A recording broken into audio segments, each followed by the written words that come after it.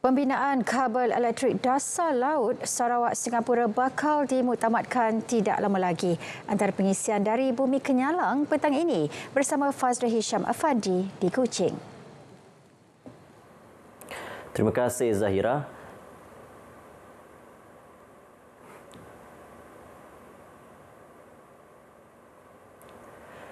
Terima kasih Zahira. Sebelum itu kita ikuti perkembangan terkini banjir di Sarawak. Situasi banjir di negeri ini terus bertambah baik dengan hanya 7 pusat pemindahan sementara PPS masih diaktifkan. Setakat pukul 4 petang tadi, penduduk yang masih berlindung di PPS berkurang kepada 735 orang berbanding 996 individu yang direkodkan pukul 12.30 hari tadi. Penduduk tersebut dari 253 ketua isi rumah. Ketika ini bahagian Mukah masih merekodkan 438 penduduk yang ditempatkan di 3 PPS diikuti Miri 210, Bintulu 84 dan Sibu 3 orang. 2 PPS turut ditutup hari ini iaitu SMK Swai di Miri dan SMK Tatau di Bintulu. Manakala penduduk terjejas akibat tanah runtuh kekal 202 orang yang ditempatkan di 2 PPS di Miri dan sebuah PPS di Sibu. Kaedah pembinaan bagi projek kabel elektrik dasar laut berkapasiti 1000 megawatt dari Sarawak ke Singapura dijangka dimuktamadkan pada suku pertama tahun ini.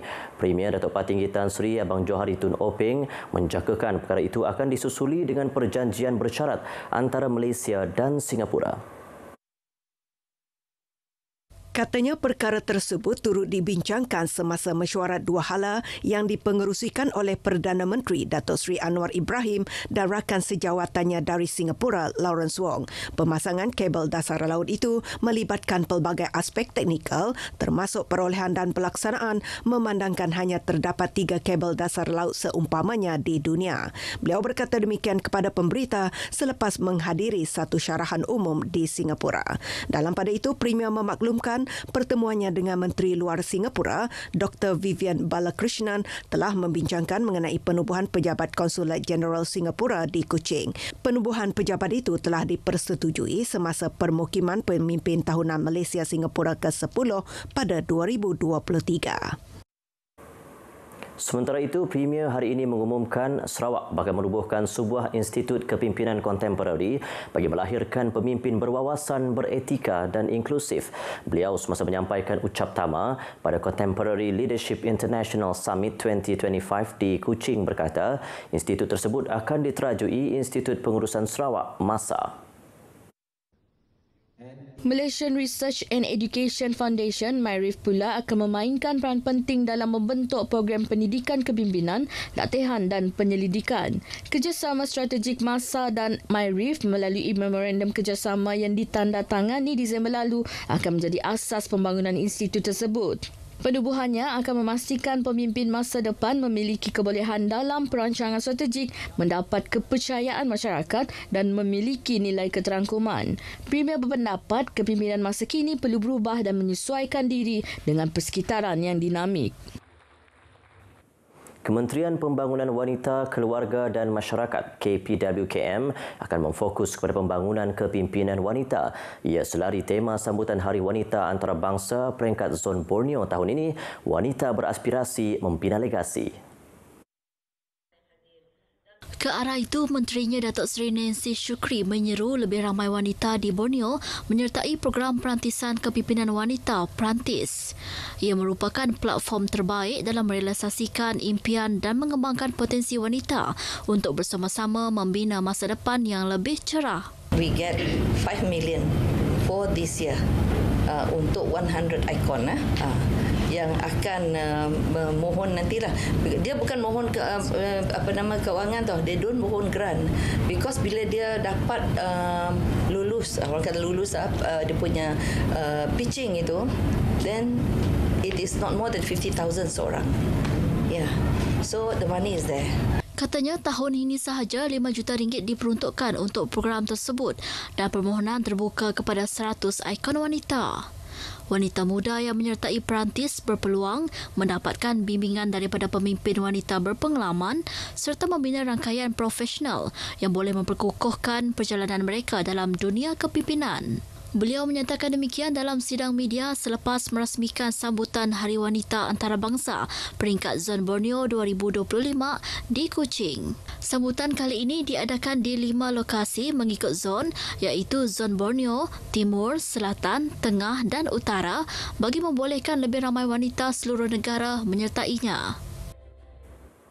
Isu calon guru yang menolak tawaran penempatan di pedalaman Sarawak akan diserah kepada Suruhanjaya Perkhidmatan Pendidikan SPP untuk sebarang tindakan. Menteri Pendidikan, Inovasi dan Pembangunan Bakat, Datuk Seri Roland Sagah Wiin berkata, ini kerana isu tersebut adalah di bawah bidang kuasa SPP. Dalam taklimat bersama SPP semalam, beliau mengakui masih terdapat keperluan guru untuk mengisi kekosongan di Sarawak. We are quite satisfied sebab mengikut data daripada Jabatan Pendidikan Negeri, kurang lebih 96% sekolah kita memang telah ada guru untuk mengajar subjek-subjek yang sedia ada. So on average mungkin satu sekolah satu vakansi saja yang ada.